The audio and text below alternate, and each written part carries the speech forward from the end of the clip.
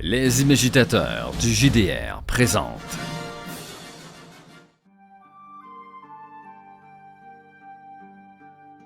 Nous sommes aujourd'hui à Argyropé par un temps magnifique. Un chaud soleil rayonne au-dessus de la cité franche et frappe de ses rayons les sentiers d'argent. Les sentiers d'argent sont justement appelés ainsi parce que de la poussière d'argent est remontée des mines argentifères sous le pavé et maintenant se trouve entre les pavés et même dans la maçonnerie tout autour de vous. Ce qui fait que la cité rayonne quand elle est frappée par les rayons du soleil, comme en cette belle journée. Le soleil est chaud, il darde ses rayons. Vous avez laissé tomber votre veste pour ne sortir qu'en bras de chemise. Il fait bon. Vous entendez le murmure de la rue et le murmure de la cité qui est pleine de vie, qui s'active tout autour de vous. Et vous voyez dans les cieux azuréens passer des montgolfières de fret. Vous voyez des fumées s'élever des différents hauts fourneaux, des usines plus technologiques qui sont en train de révolutionner la technologie gyropéenne. Mais vous êtes en ce moment même sur la place de la basilique de l'Accalmie. C'est une grande basilique qui se tient devant vous et qui est entourée d'une place pavée, ombragée par plusieurs grands chênes probablement centenaires, au pied desquels des enfants jouent au cerceau et aux billes. Des hommes, des femmes vagabondent à leurs activités, se promènent, vont commercer ou tout simplement vivent leur vie de citadins. Au pied de cette basilique, vous vous trouvez tous les deux. Vous ne vous êtes pas encore croisés, et d'ailleurs vous ne vous connaissez pas, mais ce qui est certain, c'est que visiblement la même chose vous intéresse, cette grande basilique. Une basilique qui est faite de pierres blanches, probablement du marbre, veinées d'argent et de gris, qui s'élève fort haute sous un style presque gothique. Il y a un immense beffroi, le beffroi de l'Accalmie, qui fait sonner à chaque heure ces larges cloches de cuivre et qui est en ce moment même couverte tout le beffroi est couvert d'un échafaudage puisque le beffroi est en rénovation. Le reste par contre de la basilique est ouvert au public. Et c'est sur cette place donc que nous débutons. Lorsque NJ, d'ailleurs NJ, quel est le prénom de ton personnage ? Donaldo. Je vais interpréter Donaldo Albizio, un homme mi-quarantaine. Lorsque Donaldo, justement, va héler et de sa main droite commencer à faire des signes à un homme, visiblement un membre du clergé, du temple diadique, c'est-à-dire la religion qui vénère la mère des labours et le père de l'industrie à Argyropé, cette double divinité, le temple diadique. Et justement, Donaldo, tu lèves la main, tu hèles ce frère du temple qui est en train de se diriger en levant la tête vers la basilique. Et Eric, toi tu incarnes ? J'incarne Aldo Cassio. Donc Donaldo, tu viens de héler Aldo. À toi. Hola, hola! Hé, l'ami! Et là, je m'approche vers toi, te faisant signe, Aldo. Alors que tu m'interpelles, je continue d'un pas décidé à me diriger vers le beffroi. Je commence dur, hein, Angie? Oui. Tu es vêtu de quelle manière? Écoute, je vais y aller avec une petite description de mon personnage. Tu peux ? Oui, je porte la tunique d'un frère de cette basilique. J'ai le cheveu long, une barbe digne d'un marin, là, le tout rehaussé par une formidable moustache. Un solide gaillard de 35 ans. On parle d'1m80 là, pour 105 kilos, donc musculeux, taillé pour écraser mon prochain, mais contrairement aux apparences, je suis pas le genre de personne à donner du poing. Là. Je connais presque rien à l'art du pugilat. Est-ce qu'on rentre dans le détail pour nos personnages? Est-ce qu'on commence à teaser les gens, Frédéric, ou... Pas du tout. Continuons comme ça, au contraire. Très bien. Donc, tu vois un homme corpulent qui... il y a quand même quelques gens sur la place, donc ça bouge. Donc, pour Aldo, j'espère que cette personne que j'entends derrière mon dos, ce n'est pas à moi qu'elle s'adresse, tout simplement, parce que j'ai un objectif. Eh bien, je vais continuer à m'égosiller dans ta direction. Bien sûr. Padre! Attendez! Et là, toi qui marches rapidement, moi je cours littéralement vers toi. Et c'est une main sur l'épaule que t'auras pas le choix de stopper. Est-ce que tu es grand? Eh bien, pas tellement, non. Je fais environ 1m70. Je suis plutôt svelte, la barbe mal taillée. Pas très attirant comme homme, mais tu vois, quel que soit le métier que j'exerce, je suis probablement dans la classe moyenne avec les vêtements que je porte. C'est qui sont très simples, très ordinaires, et mes mains sont usées par le travail manuel. Aussitôt que cette main que tu viens de me décrire se pose sur mon épaule, je la grippe d'une façon prompte et je me retourne. Te regardant la main, te détaillant, je la relâche comme dégoûté et je te détaille des pieds jusqu'à remonter à ce visage ingrat. Que voulez-vous? Je n'ai pas de temps à perdre. Vous voyez, il y a plein de gens que vous pouvez importuner. Non, mais Passez votre chemin, l'ami. c'est très important que je m'adresse à vous. Vous voyez, je suis un ornithologue. J'adore observer les oiseaux. Un ornithologue. OK. Et j'aimerais bien monter tout en haut là, et là je te montre l'édifice où il y a les échafaudages. Et voyez-vous, je suis persuadé qu'il y a des espèces en voie d'extinction ici dans les environs, et je crois que il serait important que je monte là-haut, mais voyez-vous, je ne crois pas que ce soit permis, et donc je voulais vous demander s'il serait dans votre position de me faire monter et peut-être même de m'assister dans mes études, qui sait? Tu devines sous la toge la grosseur des bras de l'homme devant toi qui les croise sur sa poitrine. Écoutez, mon ami, je crois que vous vous êtes adressé à la mauvaise personne. Ornithologue, moi, je croyais que c'était un spécialiste des ornières. Vous savez, ces traces laissées sur le sol par le passage des charrettes. Je ne suis pas votre homme pour vous guider. Non, il s'agit de l'étude des oiseaux. J'aimerais monter en haut du beffroi et je suis certain que... Il est en rénovation, mon pauvre homme. Oui, je sais, mon cher père, et c'est pour ça que je m'adresse à vous. Je crois que vous pourriez m'y faire monter. Écoute, je vais user de ma détermination, mais je ne peux laisser cet homme m'accompagner, moi qui ai une sale besogne à faire. J'avance d'un pas. Écoutez-moi, qu'est-ce que vous lisez sur mon visage? Voyez-vous quelque chose d'avenant, d'engageant? Non, j'admets que vous avez dans le regard une détermination malsaine, mais ce n'est pas à moi de juger, c'est à celui là-haut. C'est en effet normalement à ces deux là-haut, comme tu le dis si bien, la mère des labours et le père de l'industrie. Mais après tout, tu sais très bien que les frères du temple sont là pour aider leurs prochains. Nous sommes à Argyropé et la religion est particulièrement bienfaisante et bienséante envers la population, qu'elle aide au travers de soupes populaires, qu'elle aide au travers de rénovations de bâtiments en ruine, voire même parfois de dons en espèces sonnantes et trébuchantes. Alors oui, peut-être que tu es tombé sur un frère du temple un peu plus bougon, qui n'a peut-être pas eu assez d'heures de nuit et qui a passé trop de temps à récurer quelques bancs, à les cirer. Va savoir, peut-être que c'est un pénitent que tu as devant toi. Mais quoi qu'il en soit, tu le sais, les gens du temple sont là pour aider la population. Aldo regarde à gauche et à droite. Un début d'inquiétude qui se dessine sur ses iris, parce que cet homme qui m'a interpellé commence à attirer l'attention alors qu'il négocie son passage pour monter tout en haut de la tour. Et la dernière chose que je veux, c'est attirer l'attention. Écoutez, l'ami, je suis prêt à vous faire entrer, à vous faire gravir quelques étages, mais il n'est pas question que vous atteigniez le sommet du beffroi. Est-ce que ça vous va? Bien, écoutez, je ne crois pas... Je ne comprends pas pourquoi je ne pourrais pas monter tout en haut. Je ne vois pas où est le problème. Et si on pouvait entendre les pensées d'Aldo en ce moment? Mais cet homme est une plaie! Bordel! Oh oui.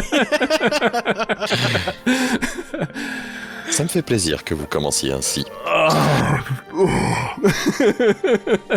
D'où vous êtes tous les deux, vous voyez justement ce grand beffroi, 75 mètres de haut, recouvert donc, comme je le disais, d'échafaudages sur les trois côtés, le quatrième donnant à l'intérieur de la basilique, avec des grandes tentures grises qui permettent de cacher en fait les ouvriers s'il y en a, du vent, de la pluie ou même tout simplement du regard des autres. Et les échafaudages montent jusqu'au sommet du beffroi, laissant juste en fait une ouverture tout en haut pour les cloches et la petite coupole en cuivre qui surplombe la fin du beffroi. De là-haut d'ailleurs, vous voyez des grands câbles en métal qui partent et qui soutiennent des tas et des tas de fanions colorés aux armoiries et aux symboles des corporations diverses qui œuvrent dans le quartier où vous êtes. Et vous voyez que tout ça, ça se relie au toit des maisons autour. Les filins font des petits glang glang dans le vent et vous entendez effectivement, si vous tendez l'oreille, ce n'est pas bien dur, quelques bruits de travaux sous les draperies qui protègent les échafaudages. Néanmoins, il n'est pas difficile de deviner que ce sont des travaux publics, ça doit être légèrement dangereux. Et dis-moi, Frédéric, j'avais figuré monter le beffroi par l'intérieur, les marches, ou en y accédant par les échafaudages? C'est à toi de me dire, mais néanmoins, tu vois que de l'extérieur, tu serais très visible. Et après tout, un frère du temple, pourquoi n'aurait-il pas le droit d'entrer dans sa basilique? Je considère l'homme devant moi, cet avorton, et je suis mal à l'aise dans ces vêtements de frère. Je suis croyant, ok? Ne vous détrompez pas, là. Mais je n'ai pas la foi en nos institutions. La cité s'enorgueillit de sa réussite, avec ses écoles obligatoires, ses avancées médicales, sa science, sa culture. Argyropé s'est construite sur l'argent, mais rien ne brille ici-bas pour les petites gens comme moi. L'aide aux indigents de la part du temple diadique, pour moi, c'est de la charité de l'État pour mieux nous museler, créer une dépendance. Pour moi, tout n'est pas rose sous les apparences trompeuses de la cité. Et je n'ai qu'un seul désir, enlever ces vêtements le plus tôt possible et m'acquitter de ma tâche. Écoute, l'ami, je vais t'aider à monter, mais tu n'auras qu'une dizaine de minutes pour observer tes oisillons. Est-ce que ça te va? C'est à prendre ou à laisser. C'est court, c'est très court. Écoutez, sachez que si vous y consentiez, je pourrais peut-être faire une offrande au temple. J'ai des images je me vois en train d'assommer l'avorton. Et très bien, va pour une vingtaine de minutes. Fermez votre clapet et suivez-moi. Et moi de marmonner derrière toi. Et puis, les oiseaux ne sont-ils pas aussi des créatures, des dieux? Ouais, j'aime le poulet. Allez, suis-moi. Tous les deux, bon gré mal gré, vous formez un duo un peu disparate, mais après tout, rien n'est plus normal qu'un homme du peuple discutant avec un frère du temple sur l'une des grandes places auprès des basiliques d'Argyropé. Et cette basilique, comme je le disais, a ses deux grandes portes sur son fronton, ouvertes au public, ouvertes à tous ceux qui veulent venir prier, se réchauffer ou même demander assistance. Et c'est donc tous les deux, certainement pas de main dans la main, mais peut-être au moins la main au cou, ouais. De connivence, ouais, que vous approchez des grandes portes. Au-delà du double battant de bois, vous voyez à l'intérieur la basilique, avec de la lumière qui rentre par flots au travers des vitraux, et qui chamarre de 1000 couleurs les bancs, les statues du père et de la mère, et les peintures accrochées au mur. Il n'y a presque pas une once de blanc de la pierre nue, seulement des tas et des tas de couleurs irisées par les vitraux. D'où vous êtes, sur le pas de l'immense basilique, une vingtaine de prieurs, je dirais, et quelques membres du clergé sont occupés, soit à prier, faire des petits offices religieux en privé, ou à vagabonder. Certains hommes du peuple ou femmes du peuple sont rentrés pour regarder et admirer les petites statues ou les décorations, la peinture qui est affichée sur certains murs. Dis-moi, Frédéric, est-ce qu'il y a une façon de se signer pour démontrer sa foi? Non, on va être dans une religion qui n'accorde que peu d'importance au cérémonial, et chacun a sa manière de rendre hommage au père, à la mère ou aux deux. Donc il n'y a pas, on va laisser de côté tout ce qui est symbolisme exagéré au travers des gestes ou des écrits, pour se concentrer sur une foi qui va être plus personnelle, plus intime et moins ostentatoire. Vous avez donc devant vous, comme je disais, une bonne vingtaine, peut-être trentaine de personnes au maximum, et tout au fond, Au-delà de la pièce principale, derrière les bancs, derrière l'officie, vous avez un cordon de chanvre qui isole une partie du chœur de l'église qui est visiblement en travaux. Comme je le disais, il y a les mêmes dragueries qu'à l'extérieur qui permettent de cacher l'entrée du chantier des travaux à l'intérieur de la basilique. Peut-être que dans ce cas-là, nous allons faire un premier test. Aldo, quand tu rentres, tu peux me faire un test, peut-être un test de déduction, s'il te plaît. Donc dans ce cas-là, tu lances un dé de 10 et tu ajoutes ton bonus de la compétence déduction. Écoute, je suis pas très fort en déduction, là. Ce n'est pas très important. La seule chose que je déduis, c'est que cet avorton qui me suit commence à me taper, là. Donc j'ai seulement 1.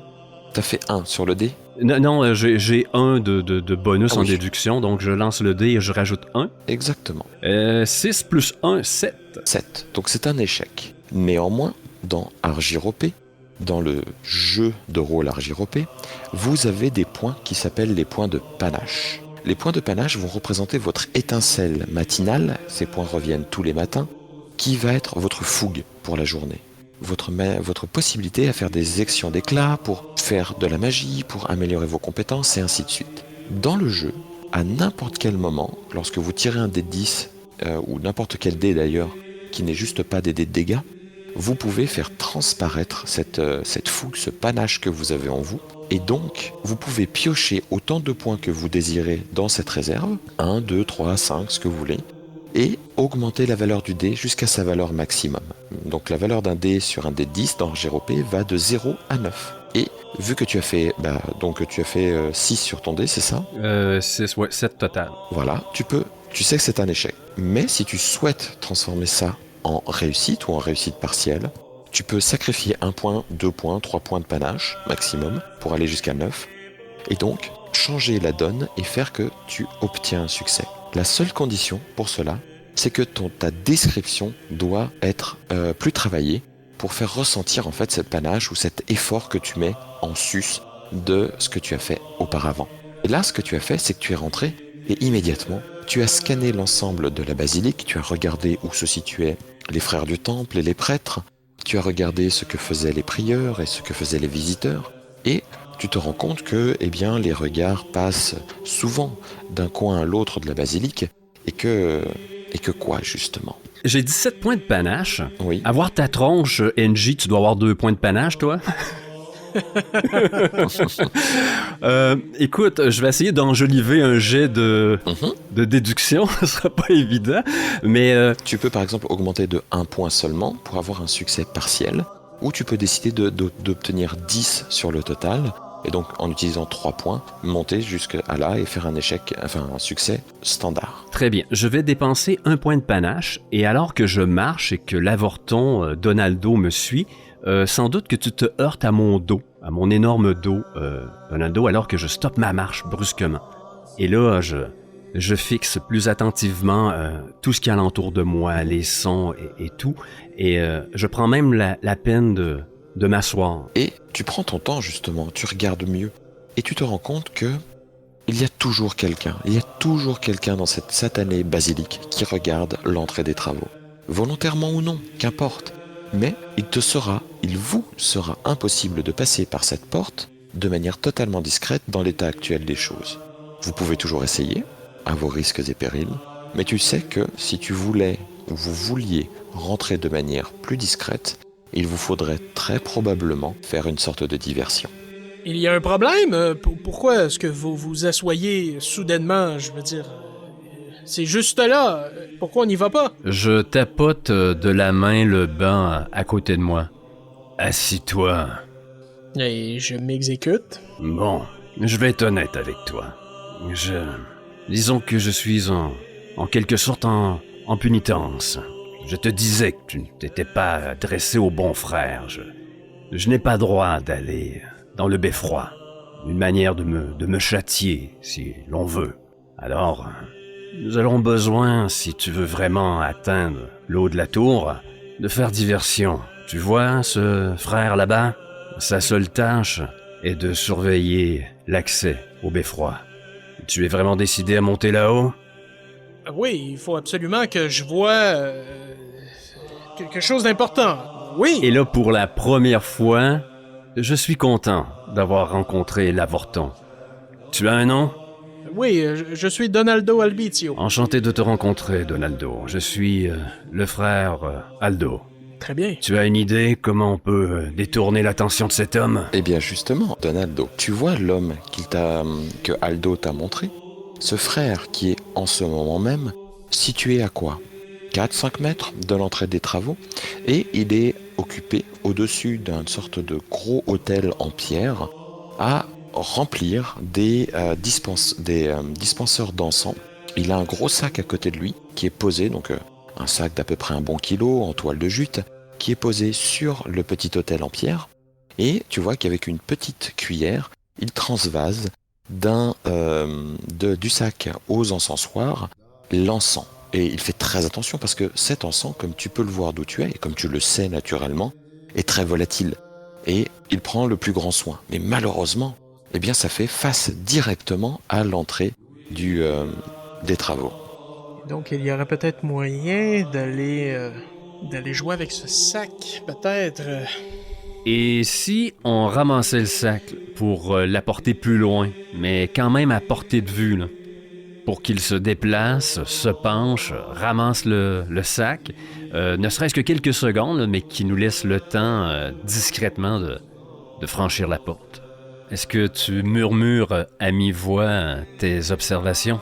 Oui, ben tout à fait. Je partage avec toi le fait que cet homme est occupé à sa tâche avec quelque chose de volatile et que pourrait mal tourner d'un moment à l'autre pour lui. Tu as quelque chose en tête de précis à faire avec ce sac? L'éloigner ou pire encore? Non, cher frère, j'imagine bien la peine que cela vous ferait si jamais il y avait un risque d'incendie ici. Ah ouais. Vous devriez faire pénitence longtemps, n'est-il pas? Je sais pas si t'as ressenti mon indifférence. Effectivement.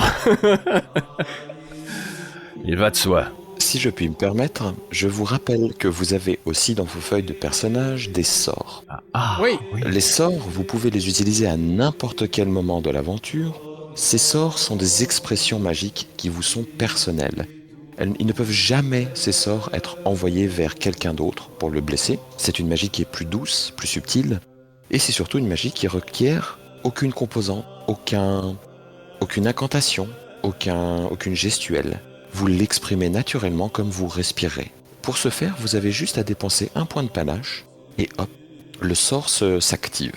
Mais par contre, il s'active toujours avec un effet lumineux. Pas forcément un grand flash de lumière, mais il y a toujours un tout petit effet lumineux qui s'active.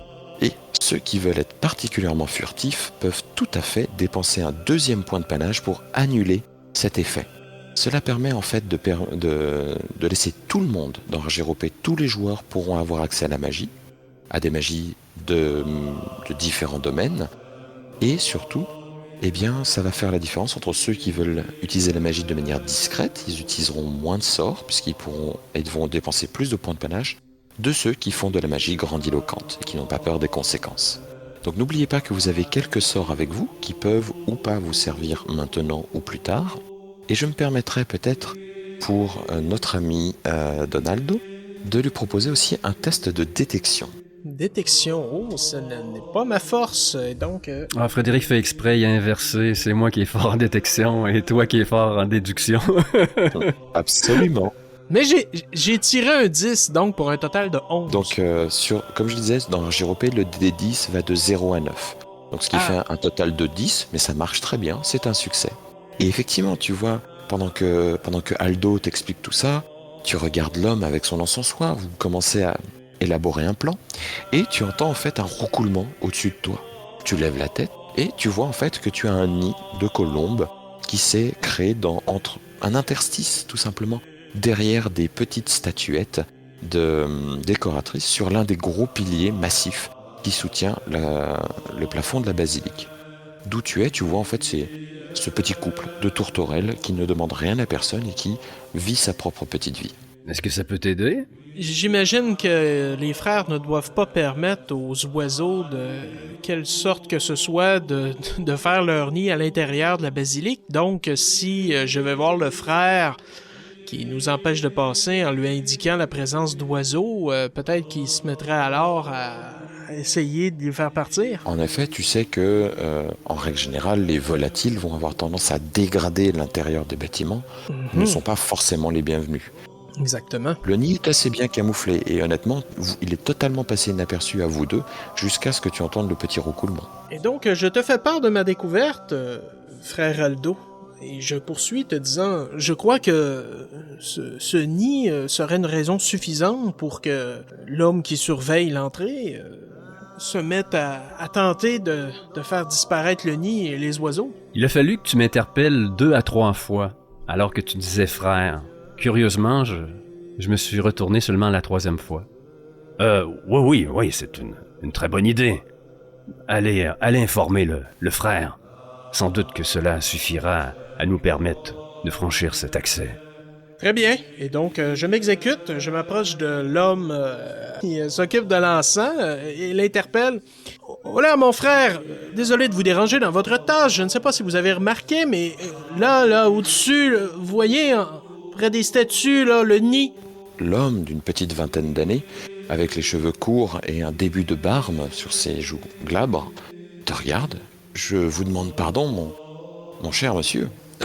Un nid, chez nous, dans la basilique. » Ben oui. Dites-moi plus.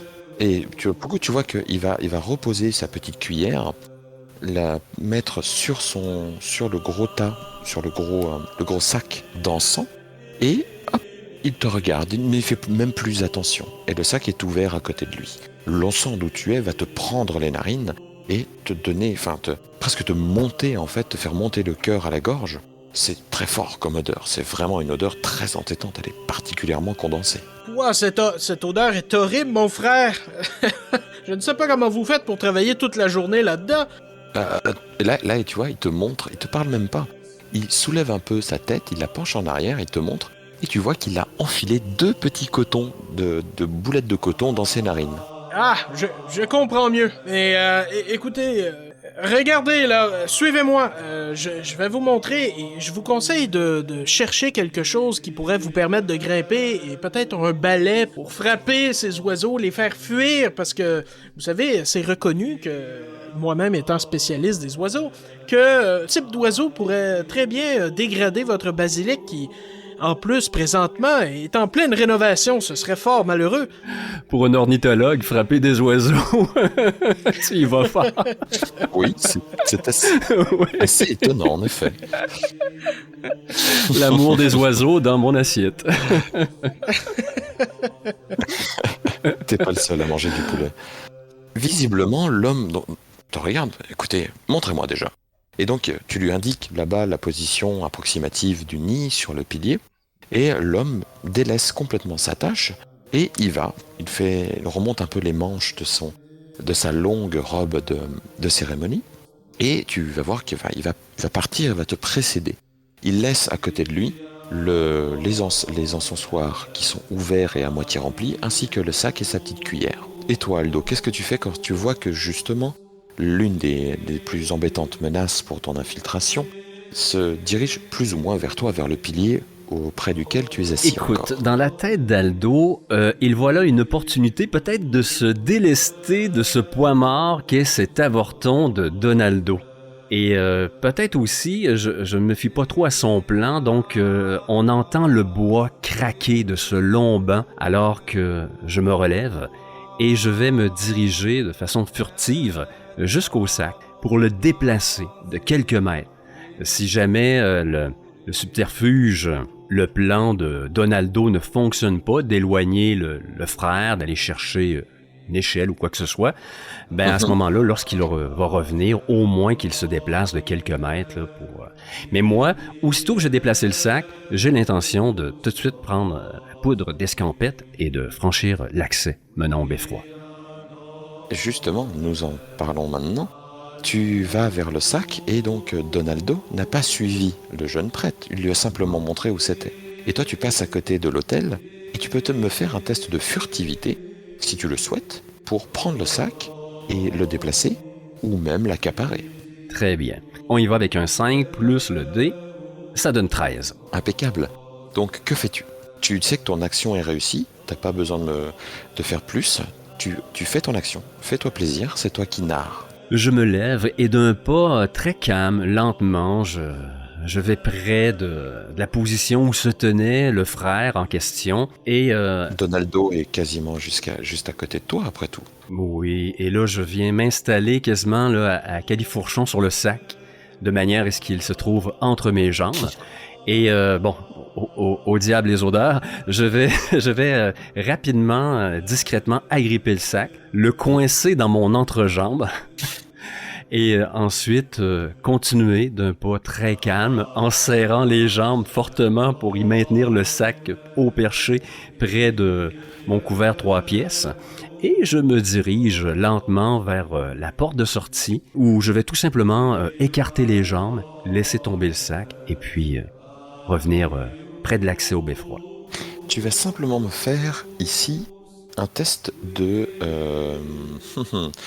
T'as 2 options. D'acrobatie. Oui, en fait, soit d'agilité, soit de faux et usage de faux. Puisque faux et usage de faux va être pour le déguisement. Ok. Et l'idée ici, c'est que tu dissimules quelque chose sur toi, que tu as habilement récupéré, mais tu peux aussi partir sur l'agilité pour finalement ne pas être particulièrement discret, mais surtout arriver en ne tortillant pas du derrière comme la dernière des catins du mauvais quartier.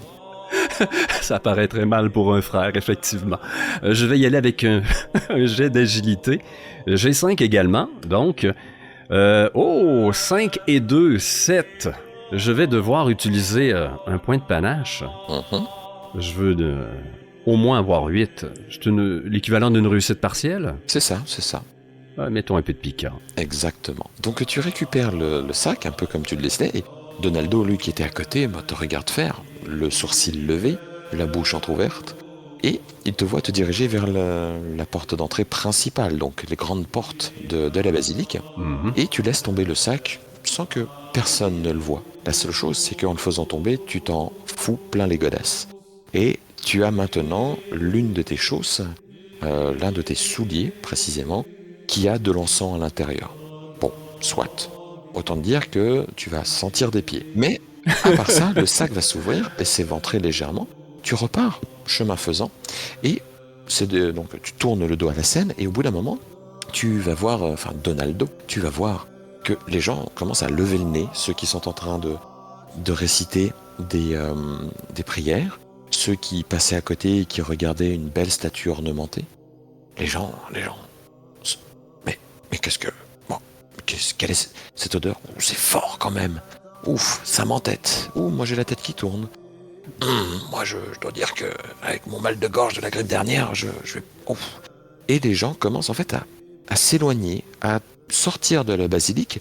Ça ne crée pas du tout un mouvement de panique, loin de là. Mais l'odeur est tellement entêtante, tellement forte, que les gens préfèrent poliment s'esquiver. Néanmoins, vous allez voir que certains prêtres du temple, eux aussi, le nez en l'air, vont commencer à se poser des questions, et vous allez voir une petite masse de ces religieux aller vers la porte d'entrée. D'où vous êtes, vous voyez que vous avez clairement libéré le passage vers l'entrée du beffroi et des travaux. Je ne fais ni une ni deux. Ouais, ben pareil pour moi, frère Aldo ou pas, là, je continue, là. Vous vous glissez en fait, donc il n'y a pas de porte physiquement comme je le disais, et vous vous glissez derrière le cordon de chanvre qui isolait cet endroit, puis vous poussez tout doucement l'un des draps gris qui cache les échafaudages de la vue du reste de l'église et de ceux de l'extérieur. Vous vous retrouvez en fait dans une sorte de pièce de tissu avec un échafaudage en bois qui est riveté contre les murs de la cathédrale et du beffroi, cathédrale de la basilique, et vous voyez qu'il y a des échelles en bois qui montent vers les étages supérieurs en zigzagant. Il y a une forte odeur, une odeur de limaille de fer, une odeur de goudron, une odeur de bois, de sciure. Vous avez tout autour de vous des tables avec dessus énormément d'outils, que par exemple marteau, pioche, corde, vous avez des pics en fer, vous avez des sacs pleins de clous, vous avez même un bocal avec du talc, vous avez des caisses avec de la paille dans lesquelles sont entreposées des statues qui ont été visiblement mises là pour être préservées lors des travaux. Et il y a même une table un peu plus loin avec apparemment un petit frichti, c'est-à-dire un 2 bouteilles de vin rouge qui ne sont pas fermées, des godets en bois vides, ainsi qu'une énorme miche de pain dans laquelle est planté un couteau repliable. D'où vous êtes, vous entendez du bruit globalement, des bruits de l'extérieur, des bruits un peu de l'intérieur de la basilique, des bruits qui viennent du dessus des échafaudages supérieurs, mais néanmoins vous ne croisez personne. Écoute, sans faire de cas, toujours attentif à mon environnement, mais je me dépêche de gravir les marches, jetant un regard derrière moi, à savoir si l'avorton va suivre, si son cœur, son souffle va lui permettre de gravir ces marches. Oh, et l'avorton va suivre, il va suivre, et en chemin, va tout simplement tendre le bras vers une de ces délicieuses bouteilles de vin, la prendre et tenter de la cacher à moitié dans son veston. Est-ce que je vois ce geste? À vous de vous faire plaisir ici. Je vais te laisser faire un jet de furtivité, NJ.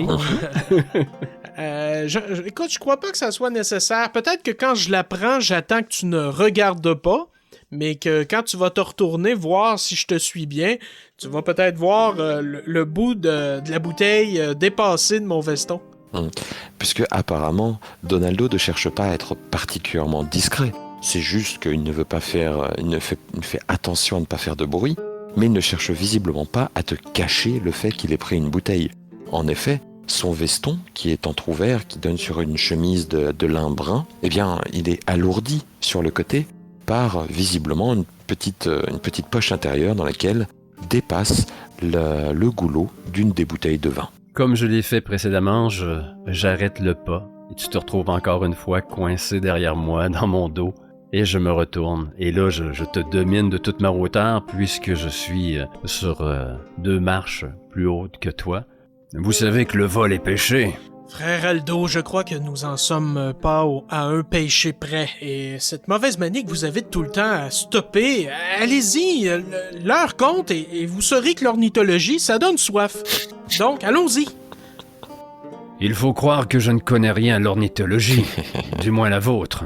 Bon, considérez que c'est 1-0 pour moi en ce qui concerne l'honnêteté. Allons-y, et ne touchez plus à rien. En avant. Vous saisissez des barreaux, des échelles en bois qui sont très rugueux. Vous en avez presque des échardes aux mains, puisque c'est des bois de petite qualité. Et vous grimpez. Vous faites attention de ne pas faire plus de bruit que nécessaire, j'imagine. Mais il n'empêche que, au fur et à mesure de votre ascension, vous atteignez un palier supérieur et vous êtes, encore une fois, bloqué d'un côté par les draps de tissu gris qui flottent au vent et qui vous viennent claquer contre les échafaudages, et de l'autre côté, la paroi de pierre du beffroi. Vous êtes visiblement à l'intérieur, à l'extérieur, des ouvertures sont faites sur le beffroi pour passer de l'une à l'autre, et l'intérieur comme l'extérieur sont en pleine rénovation. Mais surtout, ce qui vous intéresse, c'est que vous tendez l'oreille, et vous me faites un petit jet de détection. Ah là, je vais commencer. J'ai 5. 5 plus... 1-0, c'est un 0, hein? Un 0, c'est un 0. Exactement. Pour une fois, le 0 sur un dé de 10 est un véritable 0. Pas de casse-tête. Ouf, donc j'ai un total de 5. Tu peux décider d'échouer. Après tout, le but aussi de vous offrir la possibilité d'augmenter vos dés vous laisse aussi le plaisir, parfois de dire « je rate ». Ouais, le plaisir au compteur, ouais. Absolument. Vas-y, faites-moi plaisir. Moi, je vais rester à 5. Donaldo fait un jet lui aussi? Absolument. Mais il est pourri en détection. Ça va me donner un total de... 8 quand même, 8. 8, après tout, regarde. Lui, il faisait un peu plus attention à son environnement sonore, et il a été le premier de vous deux à remarquer des petites intonations de voix, un petit murmure, quelques dialogues. Oui, Donaldo, t'es certain. Il y a, en haut, au palier supérieur, que vous n'avez pas encore atteint, des personnes, des gens, aucune idée de combien. Tu paries sur 4. Peut-être 4 personnes qui sont visiblement en train de travailler. Ça discute et tu entends des bruits de métal contre la roche, tu entends des bruits de bois sur du bois, tu entends, bref, des travailleurs. Frère Aldo, il y a des gens juste au-dessus de nous. Et là, tu me reprocheras pas d'arrêter, là. Donc, je stoppe. Mais ce ne sont que des travailleurs. J'imagine que votre soutane suffira à nous faire passer sans encombre. J'y compte bien. Prions pour que ça soit le cas. Allez, priez. Ce n'est pas une façon de parler. Ah, Aldo la sent mal. Il n'imaginait pas qu'il y aurait des obstacles entre lui et sa cible.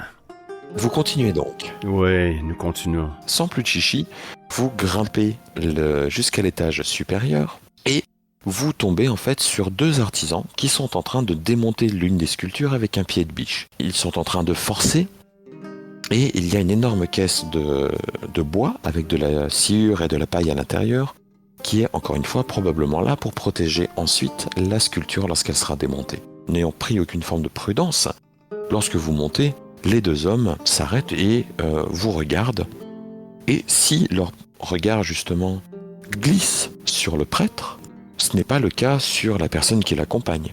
Et vous voyez donc que celui qui tient le pied de biche s'arrête, tient le pied de biche à la main, tandis que l'autre est en train de vérifier quand même que la sculpture ne tombe pas.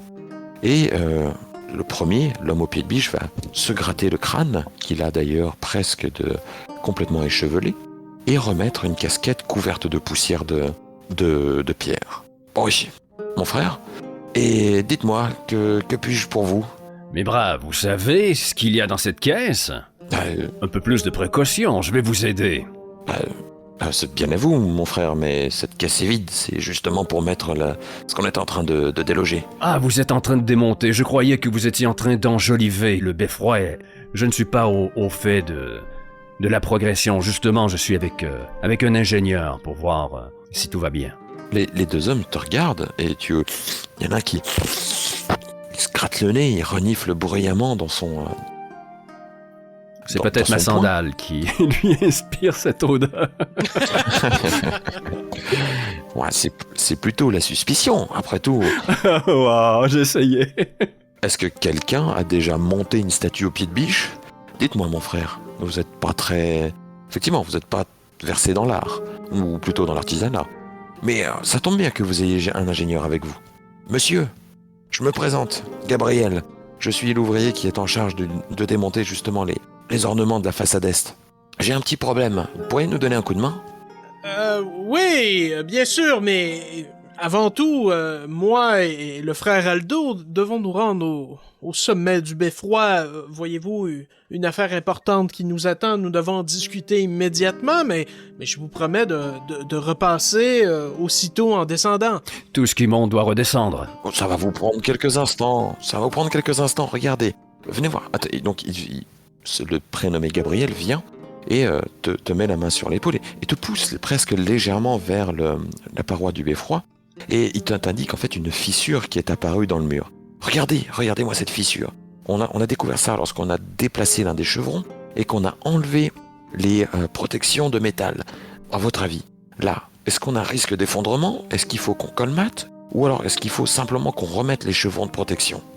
Ah, c'est une bonne question. Venez voir, frère Aldo, ce qu'ils ont découvert, c'est des plus intéressants. Je me dis qu'aujourd'hui, c'est vraiment pas ma journée. Je suis entouré de teignes, des gens, mais qui...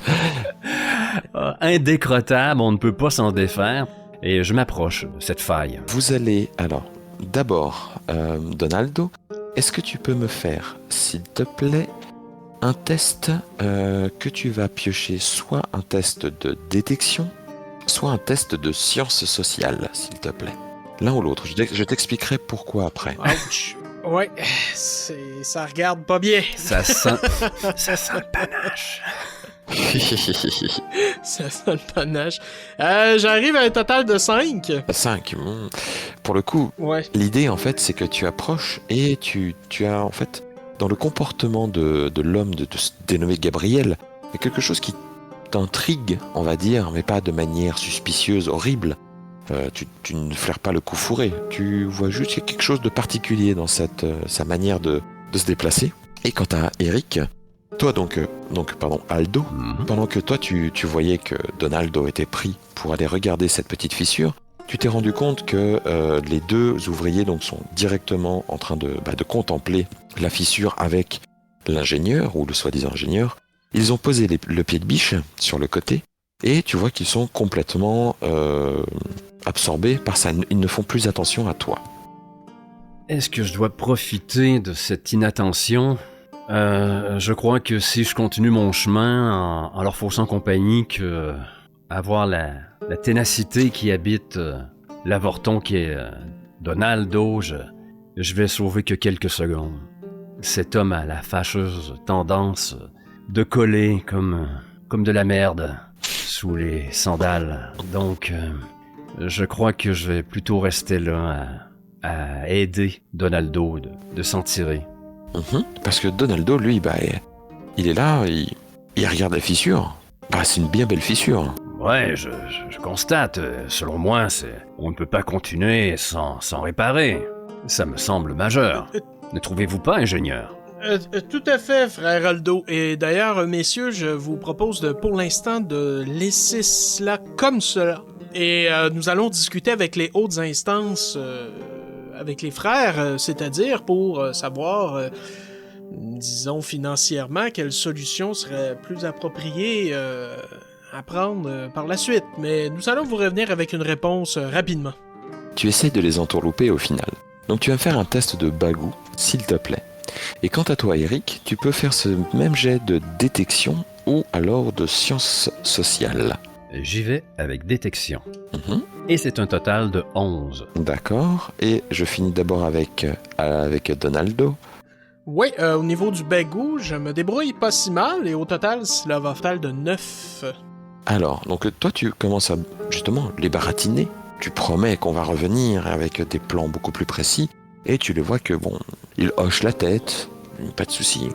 Oui, ils ont l'air de mordre à l'hameçon. Néanmoins, le Gabriel te dit « D'accord, je comprends, mais c'est à quel contremaître que vous allez vous adresser alors ?»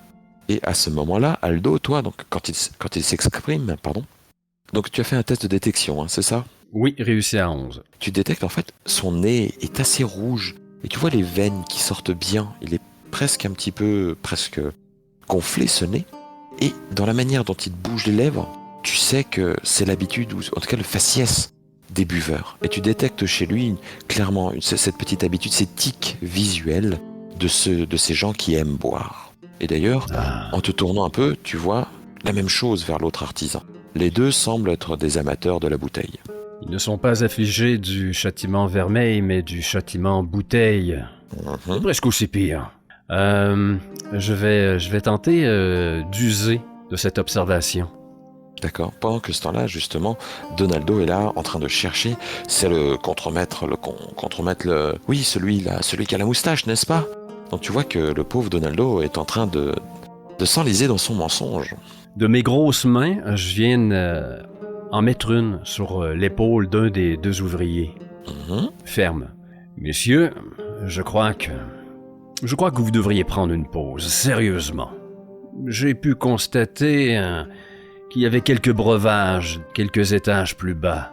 Et bien que mes pieds dégagent une odeur assez présente, je ne peux m'empêcher de détecter que vous avez peut-être abusé de quelques breuvages de loisir alors que vous effectuez une tâche qui demande précision. Quoi? Non. Il serait navrant qu'il arrive un accident, vous voyez? Non, mais mon frère, non, quand même pas. Nous ne buvons pas sur le chantier, voyons. Je ne vous accuse pas, loin de là, mais je crois que prendre une pause, et justement, ça nous permettrait justement à nous de continuer de faire le travail que nous sommes venus effectuer ici, d'observation, et vous, de laisser un contretemps à savoir quelle décision nous allons prendre pour cette faille. Je crois que tout cela vaudrait mieux pour l'intérêt de tous. Vous êtes bien ici, vous n'avez pas à vous plaindre de votre travail, ce serait dommage qu'il en soit autrement, vous comprenez? Mais tu peux faire un test en fait. J'insiste. Soit un test de charisme, soit un test de bagou. Le charisme va être dans le côté d'intimidation, et le test de bagou va être plutôt la persuasion, pour les persuader de faire ça. Et sachant qu'en plus tu as détecté chez eux un défaut, peut-être un vice même, eh bien tu vas ajouter un bonus de +3 à ton jet. Écoute, je vais y aller avec tenter de les convaincre avec le bagou. D'accord. Ça va être un total de 8. Un total de 8, donc Gabriel, on peut... Non, vraiment... Non mais tu sais, mon frère, écoutez, on n'est pas contre une bonne petite pause, hein. Mais faut le dire à personne quand même. Je veux dire, ce serait pas... Si le contremaître passe, on va se faire taper sur les doigts. Je n'ai qu'une parole. Soyez assurés. Ce que vous dites reste dans la confession... Dans la condensation. Ça y est, cache accroche. Dans la condescendance. Non. Confidentialité. Merci pour votre aide, messieurs. Ça reste entre nous, messieurs. Un peu penauds, les deux hommes laissent derrière eux leurs outils de travail et descendent. Tu sens qu'ils sont à moitié... Et à moitié, ça leur fait plaisir après tout. Ils vont aller prendre une petite lichette. Mais à peine ont-ils descendu quelques marches que l'un d'entre eux revient vers toi assez rapidement et... Excusez-moi, mais l'un d'entre vous aurait-il un tire-bouchon ? Certainement pas dans mon cas. Non, désolé. Bon, on va faire comme on peut. À la revoyure. Et pas un mot au contremaître, hein ? Promis. Non, le contremaître moustachu. Non. Bon merci messieurs, et sur la redescente, venez boire un coup. Et il vous fait un signe du galurin et descend donc vers les étages précédents. Quant à vous, vous vous retrouvez, peut-être donc une vingtaine de mètres du sol, en train de continuer votre ascension du beffroi. Et là, je vais d'un pas plus déterminé, parce que moi, Oui. Il y a une certaine minuterie dans ma tête. Je dois grimper pour une tâche bien particulière. Mhm. Et moi donc? Vous grimpez effectivement. Les barreaux de bois des échelles résonnent sous vos pieds, sous les semelles de cuir. Vous avez l'odeur maintenant forte de la sciure et de la pierre fraîche, de la maçonnerie même, qui vous prend au nez alors que vous montez. Et les claquements du vent sur les parois de tissu gris qui vous protègent du reste de la place sont de plus en plus forts. Vous vous doutez que vous augmentez en altitude. Et au bout d'un moment, vous grimpez. Aldo, tu es toujours en tête, je crois. Toujours. Toujours, tu grimpes. Ta tête passe par l'un des paliers supérieurs. Tu as arrêté de les compter depuis un petit moment. Et tu te figes. Tu te figes immédiatement parce que tu as devant toi, à peine 2 mètres, la robe d'un des membres d'un des frères du temple diadique, dos à toi, qui semble être penché sur une grande table avec des outils, des compas, une loupe, avec différents outils en fait de maçon, d'architecte. Et l'homme ou la femme, t'en sais rien, tu vas partir du principe que c'est un homme, mais c'est totalement incertain. Il est penché, comme ça, sur son travail. Il ne t'a pas entendu arriver. Je me retourne lentement vers Donaldo, portant mon doigt à mes lèvres. Chut. J'acquiesce pour te dire que j'ai compris. J'entreprends de redescendre quelques marches afin de discuter avec Donaldo. Donc, j'ai reconnu une robe là, d'un grade assez élevé là, au niveau du temple. Oui. Ça va être dur ça va être dur de jouer du coude. Bon, on a un petit problème. On a peut-être un prêtre tout en haut. Il est tourné dos à nous, mais je doute fort que nous puissions passer sans nous faire remarquer. Oh, je vois.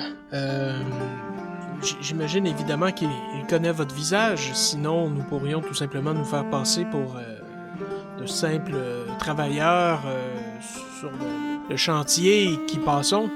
Ouais, comme je te l'ai dit, je ne dois pas me retrouver ici. On m'a interdit l'accès à la tour et même à toute la basilique, donc il n'est pas question qu'il voie mon visage. Je peux peut-être détourner son attention. J'ai un pouvoir qui s'appelle Bang. Absolument. Qui pourrait peut-être nous servir à tirer l'homme, parce que ça produit un bruit énorme. Une détonation, en fait, oui. Une détonation, oui, qui pourrait pas laisser le prêtre indifférent si je déclenchais peut-être un étage plus bas. Oui, tout à fait. Est-ce qu'on voit une place où on pourrait se dissimuler, laissant le prêtre descendre quelques marches et nous, ensuite, continuer notre progression? Tout à fait. À chaque palier, en fait, vous avez des travaux qui sont en cours ou qui sont finis. Il y a énormément de caisses de matériel, d'outils. Il y a du matériel de réserve, des matériaux qui sont entassés. Et donc, il n'est pas difficile, en fait, de trouver un tonneau de clous ou de trouver quelques pierres de maçonnerie qui ont été détachées et qui sont en train d'être retaillées, et vous camouflez derrière. Très bien. Avec un test de furtivité dans ce cas-là, et si vous camouflez derrière quelque chose, vous aurez votre propre bonus, plus 2, qui sera associé. Le test, le sort de bang, en fait, donc l'expression magique bang, non seulement ça émet un bruit très fort et très court, qui va attirer l'attention des gens, mais en plus, si il est proche de la personne d'une ou plusieurs personnes d'ailleurs, tu vas leur faire subir un état préjudiciable, c'est-à-dire un état temporaire qui est celui de assourdi. Ah. La personne va entendre un grand sifflement et ne va plus pouvoir percevoir les sons autour de lui pendant une fraction de temps, une fraction de minute. Ok, mais elle pourrait toujours nous voir, donc je ne Oui. crois pas l'utiliser directement sur le prêtre en question. Je crois qu'on va s'en servir. Je fais juste, ne fais que le rappeler. Très bien, c'est une possibilité, très bien. Exactement. Donc j'expose mon plan Mhm. au petit avorton. Tu vois, nous allons la tirer ici-bas, puis continuer notre progression, ni vu ni connu. Oui, mais pour cela, il faut pas qu'il nous aperçoive. Trouve-moi une place où nous pouvons nous dissimuler. Regarde ces gravats là-bas et ces caisses. Oui, enfin, C'est place pour deux. j'imagine, mais je suis pas certain que ce plan soit le meilleur. Mais écoutez, frère Aldo, c'est votre tête que vous risquez. La mienne ne va que bien s'emporter, quoi qu'il arrive. Entre les lignes, NG, est-ce que t'as une bonne furtivité pour me dire, pour hésiter comme ça? J'ai fuck all! Ok. Bon, ben écoute, on va souhaiter que le 2 de bonus soit suffisant. Allez, on y croit. Après, vous avez toujours d'autres possibilités, hein. Ça va sentir l'encens. Écoute, à moins que tu aies un autre plan, Donaldo, c'est tout ce que je vois pour l'instant. Et je dois gravir ce beffroi le plus tôt possible.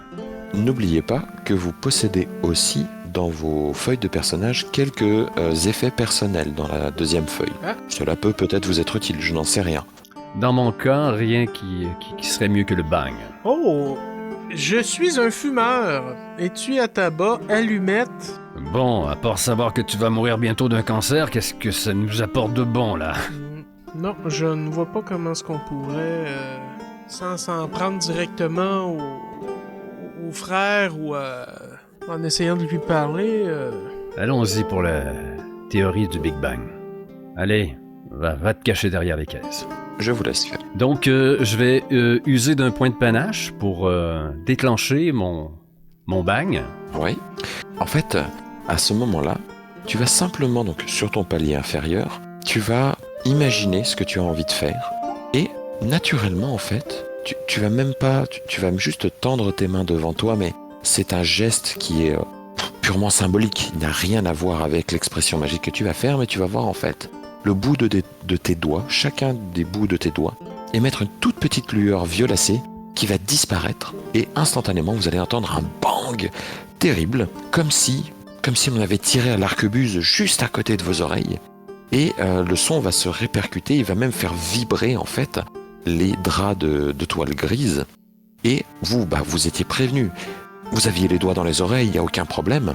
Mais vous doutez que cette détonation, très brusque, très violente, très agressive, ne passe pas inaperçue. Effectivement, vous entendez immédiatement un « mais qu'est-ce que ?» Et puis, un homme qui débaroule dans les escaliers. C'est en effet un homme, un frère du temple, qui a relevé en fait les jupes de sa soutane de fonction et qui descend comme ça 4 à 4 l'escalier en regardant tout autour de lui.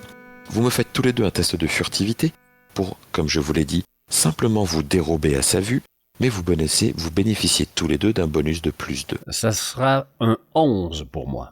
Impeccable. Un 6 pour moi. Tellement nerveux, je suis en train de m'en griller une. Il voit la fumée sortir. Oh le con! Oh le con!